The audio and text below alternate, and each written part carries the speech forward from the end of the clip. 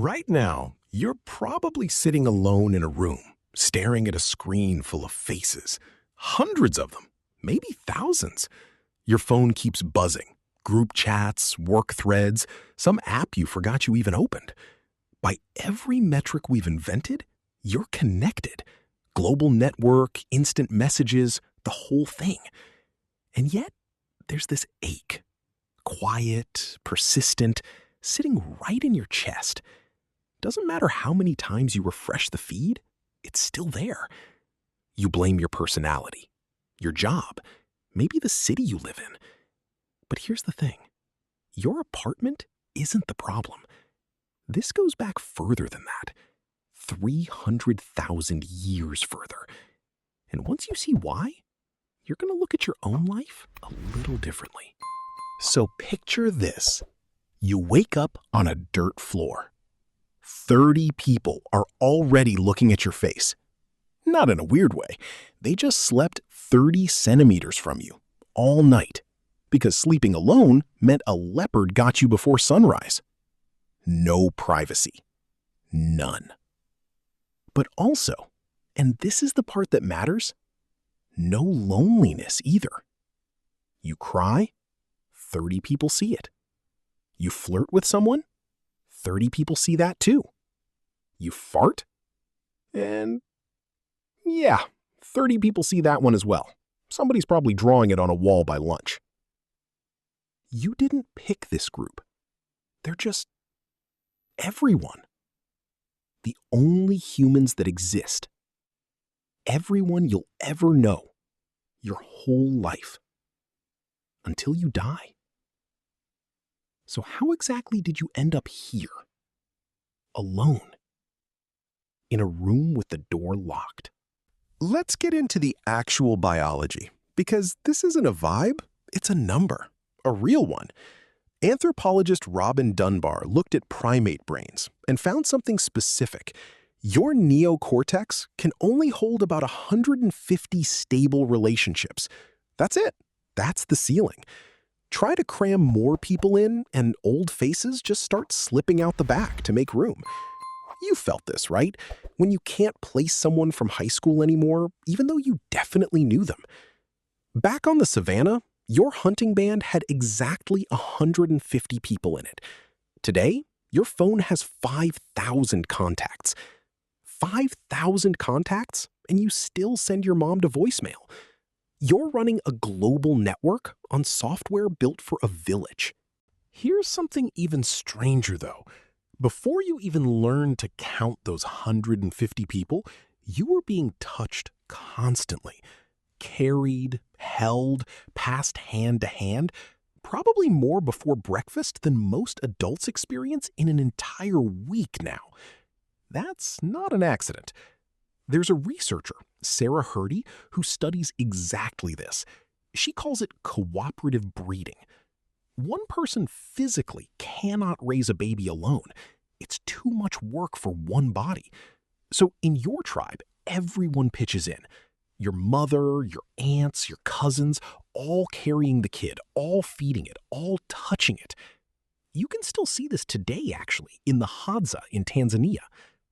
Meanwhile, you're over here trying to raise a kid in a suburb by yourself. No help, wondering why you're wrecked by 5 in the afternoon. It's not you. There was never supposed to be just one of you doing this. Here's why loneliness physically hurts, by the way. Back then, wandering off from the group was basically a death sentence. So your body built an alarm for it. You drift too far, stress hormones flood in, your heart rate climbs, you can't sleep. That alarm is loneliness. A researcher named John Cacioppo found your brain processes it almost the same way it processes a broken bone. Doesn't care that it's just emotional. It just wants you back by the fire.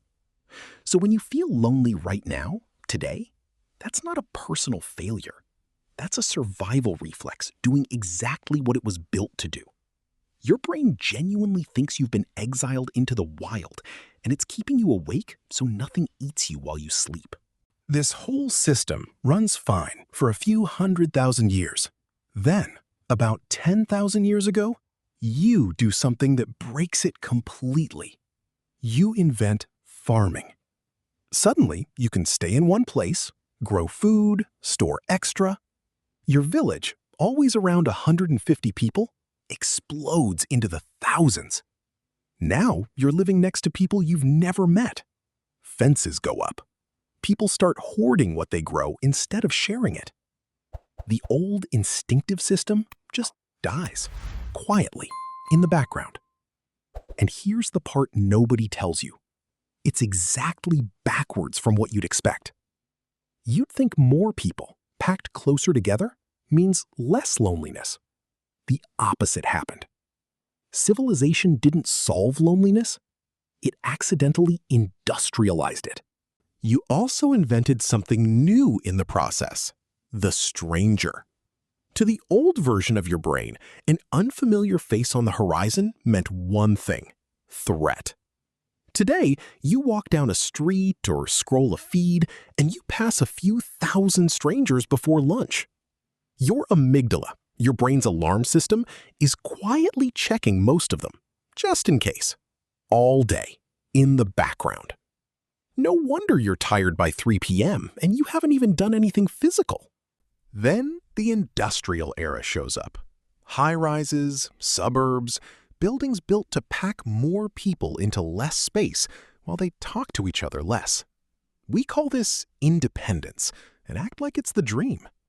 Your ancestors feared sleeping outside the camp, alone, exposed. You pay a mortgage to do exactly that, on purpose, every month, and call it success. So we tried fixing it with technology, obviously. Apps that connect you to millions instantly. Profiles we call friends. Status measured in likes. Problem is, your wiring needs something an app can't send. Eye contact, touch, being in the same room as someone, breathing the same air. That's what actually triggers oxytocin, the chemical that makes another person feel safe to be near. A screen hands you the words of a conversation. It cannot hand you the chemistry behind it. Your brain sees a face on glass and correctly registers no body attached. So you keep scrolling, keep connecting, and you're still hungry. Social calories, almost no actual nutrition. You're not undoing 300,000 years of software with an update.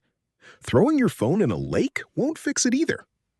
The fix is knowing the limits of what you're running.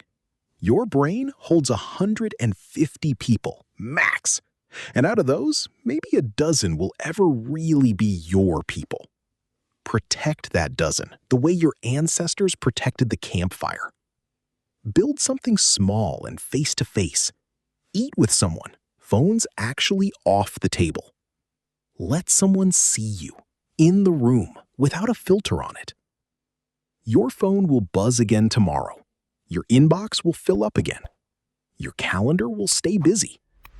None of that answers the question your brain has been quietly asking every single evening for 300,000 years. Am I sitting by the fire, or am I alone? So really, how many people are in your real circle? Tell me in the comments. I read all of them.